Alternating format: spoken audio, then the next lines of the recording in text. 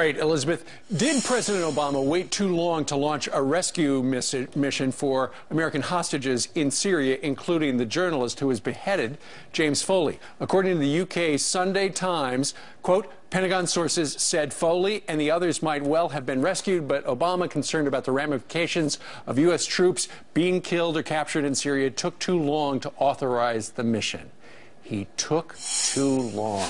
Lieutenant Colonel Tony Shaffer says his sources confirm that report, and he joins us live from D.C. Good morning to you, Tony. Hey, good to be on. Thanks.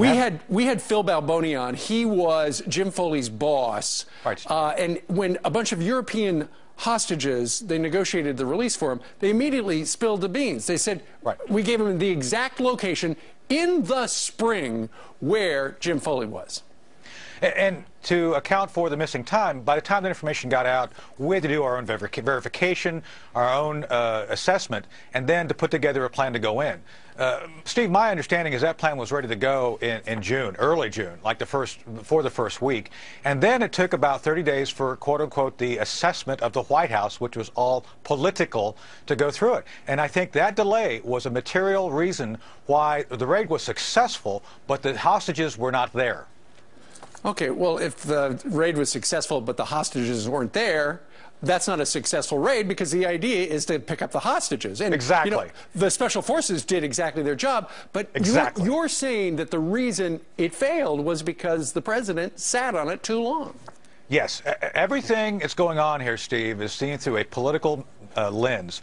Let me be very clear for this. You know, you've got to assess our national security and the activities overseas of our military based on the intelligence available.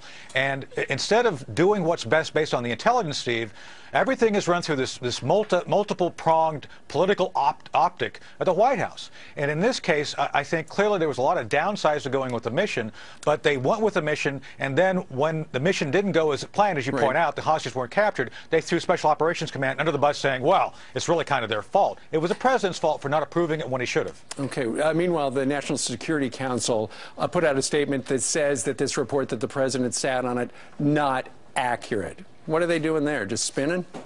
Well, I'd like to hear the explanation then. Okay, if it's not accurate, then what is accurate? This is where they always play this political narrative game, Steve.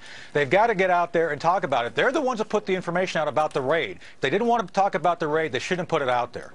Sure. What was happening? What has happened over the last week, Tony, where on Thursday you've got Hagel and Dempsey, and they're having a very somber press conference where they talk about how ISIS is bigger than anything they've ever seen before, and Dempsey's very specific. If we're going to kill them, we're going to have to go over to Syria and do it there. And then a couple of days later, you know, they're really just kind of a regional threat. What happened with the general?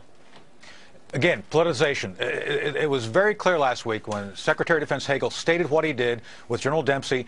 ISIS is a threat, a global threat. They're coming for us. They threaten us. They're well-funded. They're well-organized. And then something happened over the weekend. It's like the Jedi mind trick. The president comes into town, and these are not the terrorists you want to pursue.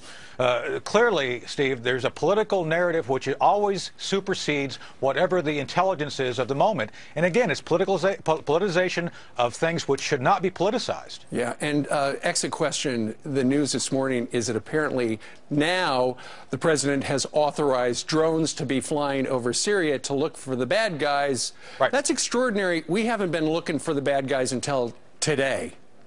Exactly. This should have been going on the last couple of years since Syria's been an issue. I mean, Steve, and you don't conduct military operations without having a clear picture as best you can establish. And clearly, there's something wrong that we're only now doing it. Yeah. They went from one sortie per month to 50 a day now, finally. That should have been going on a long time ago. No kidding. All right. Tony Shaffer, thank you, sir, for your perspective. Thank you. Thanks, Steve.